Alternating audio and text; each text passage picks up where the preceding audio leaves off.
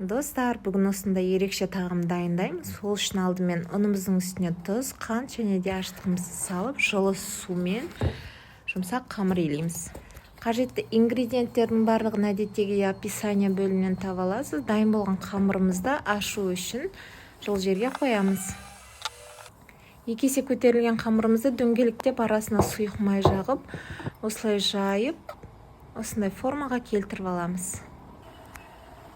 Және де бұл қамырларымызды тағы да көтерілуге 20 минутқа қалдырамыз. Дайын етімізді осылай су тартылғанша қуырып аламыз. Үстіне сарымсақ, пияз және соя тұздығын, тұз бұрышымызды салып жақсылап пісіріп аламыз. Көтерілген қамырларымызды буда 25 минут пісіріп аламыз. Тағамымыз дайын. Қасына осындай қосымша көкөністерді турап қойсаңыз болады, және де тұздықтармен ұсынсаңыз өте дәмді болады. Жасап көріңіздер. Видеом ұнаған болса, ақ жүректі қызартып қойыңыз, және де парақшама тіркелуді ұмытпаңыз.